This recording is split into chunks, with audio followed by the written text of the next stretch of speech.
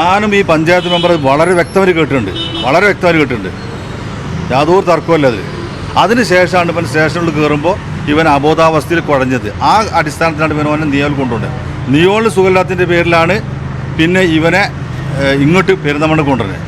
Pandikkad police കസ്റ്റഡിയിലെടുത്ത 36 വയസ്സുള്ള മൊയ്തീൻ കുട്ടിയാണ് മരിച്ചത്. ഇപ്പോൾ അത് കസ്റ്റഡിയിൽ മർദ്ദനം ഏറ്റു എന്നുള്ള ആരോപണമാണ് ബന്ധുക്കളും നാട്ടുകാരും ആരോപിക്കുന്നത്. ഇപ്പോൾ അദ്ദേഹത്തെ പോലീസ് സ്റ്റേഷനിലേക്ക് കൊണ്ടുപോയി. നിങ്ങൾ കൂടെ പോയിരുന്നോ?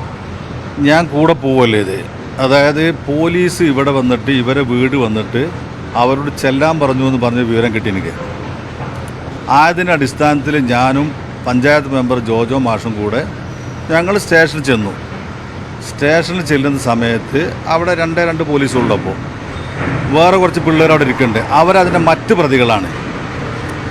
അത് അന്വേഷിച്ചപ്പോൾ ഞങ്ങളുടെ നാട്ടിലത്തെ കുട്ടികളുടെയാണ്. അവർക്ക് യാതൊരു പ്രയാസങ്ങളൊന്നുമില്ല. അവർ തമ്മിൽ ചെറിയൊരു കശപിശുണ്ടായി, അത് തീർന്നു. ഇതുപോലൊക്കെ ആക്ഷേപങ്ങളും കാര്യങ്ങളൊന്നുമില്ല. എന്ത് പറഞ്ഞു പൂരത്തിൻ്റെ ഇടയിൽ ചെറിയ മറ്റേ വാക്ക് തർക്കോ ചെറിയ അടിപിടി ഉണ്ടായി. അവിടെ ഒരു ചെറിയ നാട്ടുകാരല്ലേ ഈ പൂരം എന്ന് പറയുമ്പോൾ സ്വാഭാവികമായിട്ടും അങ്ങനെയുള്ള അവസ്ഥ വരിക. അപ്പോൾ അവിടെ ഒരു ചെറിയ കശപിശ ഉണ്ടായി എന്നില്ലാണ് അതിന് ചെല്ലാൻ പറഞ്ഞു എന്ന് പറഞ്ഞാണ് ഞങ്ങൾ ചെല്ലുന്നത്. പക്ഷേ അപ്പോൾ ഈ പിള്ളേരല്ലത്. പിന്നെ ഈ പറയപ്പെട്ട മരിച്ച മൊയ്തീൻ കുട്ടിയൊക്കെ വരുന്നത് ഒരു 4 മണി സമയത്താണ്. 4 മണി സമയത്തപ്പോൾ ഞങ്ങൾ പോയത്, ഞാനും ഈ പഞ്ചായത്ത് മെമ്പർ ജോജോ മാഷും പോകാൻ കാരണം എന്ന് വെച്ചാൽ ഇനി എന്തെങ്കിലുമൊക്കെ പ്രയാസങ്ങൾ ഉണ്ടെങ്കിൽ അത് പറഞ്ഞ് കോംപ്രമൈസ് ചെയ്ത് തീർക്കാൻ വേണ്ടി ഞങ്ങൾ പോയത്. പക്ഷെ അവിടെ സംഭവിച്ചത് വേറെയാണ്. അതായത് ഇവരെ സ്റ്റേഷൻ്റെ ഉള്ളിൽ കൊണ്ടുപോയിട്ട് കാര്യങ്ങളൊക്കെ സംസാരിച്ച്, അപ്പോൾ ഇതിൻ്റെ പുറത്തൊരു ഔട്ട് ഹൗസ് ഉണ്ട്. അവിടെ കാര്യങ്ങളൊക്കെ സംസാരിച്ച് തീർക്കാവുന്ന ഒരു സ്ഥലം, ആൾക്കാർക്ക് ഇരിക്കാവുന്ന സ്ഥലമുണ്ട്.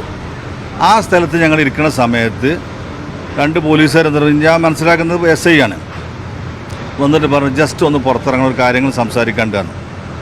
അപ്പോൾ സ്വാഭാവികമായിട്ട് നമ്മൾ വിചാരിക്കുക അവർ നമ്മളെ കൂട്ടി സംസാരിക്കും. കാരണം ഞങ്ങൾ ഇവർക്ക് വേണ്ടിയിട്ട് റെക്കമെൻഡ് ചെയ്യാൻ ചെന്ന ആൾക്കാരാണ്, ഞാനും ഈ പഞ്ചായത്ത് മെമ്പറും. എന്ത് വിഷയം ഉണ്ടെങ്കിലും ഞങ്ങൾ കൂടി സംസാരിക്കാനും എന്ത് കോംപ്രമൈസ് ഞങ്ങൾ തയ്യാറാണ്. പക്ഷേ ഇവർ നേരെ അതിൻ്റെ ഉള്ളിൽ കൊണ്ടുപോയി ഞങ്ങൾ പുറത്തിരിക്കുന്ന സമയത്ത് ഇവരെ നന്നായിട്ട് മർദ്ദിച്ചിട്ടുണ്ട്. ഞങ്ങൾ ശരിക്കും കേൾക്കുന്നുണ്ട്. ഈ ശബ്ദം കേൾക്കാതിരിക്കാൻ വേണ്ടി വേറെ പോലീസുകാരൻ വന്നിട്ട് ആ ഡോർ അടച്ചതിന് ശേഷം ഒരു 10-15 മിനിറ്റ് കഴിഞ്ഞിട്ട് ഇവർ സ്റ്റേഷനിലോട്ട് കയറി ചെല്ലുന്നുണ്ട്. സ്റ്റേഷനിലോട്ട് കയറി ചെല്ലുന്ന സമയത്ത് അപ്പോൾ പിന്നെ എനിക്ക് കിട്ടുന്ന പേരെന്ന് വെച്ചാൽ ഒരു ഗ്ലാസ് ചായ വേണമെന്നാണ്.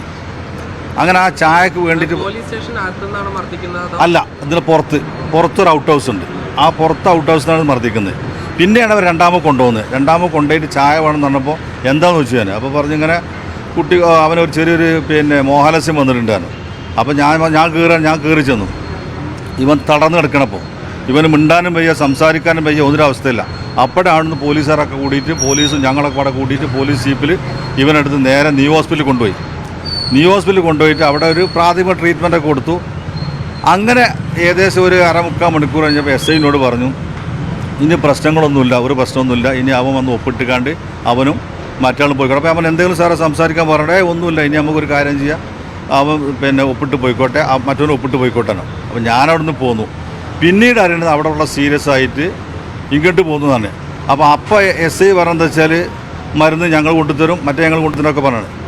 ഈവൺ ഒരു ഇങ്ങോട്ട് ആ കുട്ടി വെറുതെ വന്നതാണ്, ആലോചിക്കണം നമ്മൾ. വെറുതെ വന്ന ആ കുട്ടി ഇങ്ങോട്ട് വന്നപ്പോൾ ഒരു ആംബുലൻസ് പിടിച്ച് പോന്നിട്ട് അതിൻ്റെ പൈസ വരെ കൊടുക്കാൻ തയ്യാറായില്ല എന്നല്ല. നമ്മൾ കൊടുക്കണം എന്നല്ല, പക്ഷേ ഒരു അങ്ങനത്തെ ഘട്ടങ്ങൾ വരുമ്പോൾ നമ്മളൊക്കെ ചെയ്യുമല്ലോ, അത് പിന്നീട് കണക്കാക്കും. അതുവരെ ചെയ്യാതെയാണ് അങ്ങനെ ഇവനിവിടെ ഇട്ടത്. മർദ്ദനം നടന്നിട്ടുണ്ട്, അതിൻ്റെ സൗണ്ട് നിങ്ങൾ ഉൾപ്പെടെ കേട്ടിട്ടുണ്ട്. ഞാനും ഈ പഞ്ചായത്ത് മെമ്പർ വളരെ വ്യക്തമായി കേട്ടിട്ടുണ്ട്. യാതൊരു തർക്കമല്ല അത്. അതിനുശേഷമാണ് ഇവൻ സ്റ്റേഷനിൽ കയറുമ്പോൾ ഇവൻ അബോധാവസ്ഥയിൽ കുഴഞ്ഞത്. ആ അടിസ്ഥാനത്തിലാണ് ഇവനെ നിയോൾ കൊണ്ടുവന്നത്. നിയോളിന് സുഖമില്ലാത്തതിൻ്റെ പേരിലാണ് പിന്നെ ഇവനെ ഇങ്ങോട്ട് പെരുന്തമണ്ണ കൊണ്ടുവരുന്നത്. അപ്പോൾ ഈ ബോധമേ ഉണ്ടായിരുന്നില്ല, പൂർണ്ണമായിട്ട് അതായത് അബോധാവസ്ഥയാണ്. അതായത് സംസാരിക്കാൻ ഞങ്ങൾ പോയി എന്താ വെച്ചിട്ടൊക്കെ സംസാരിക്കാൻ വയ്യവന്. കുറച്ച് വെള്ളം കൊടുത്ത് വെള്ളം കുടിച്ചു. പിന്നെ ഹോസ്പിറ്റലിൽ കൊണ്ടുപോയി കിടത്തിയൊക്കെ ഒരു ഏകദേശം ഒക്കെ ആയപ്പോഴാണ് പിന്നെ ഞാനൊന്ന് പോരാൻ കാരണം.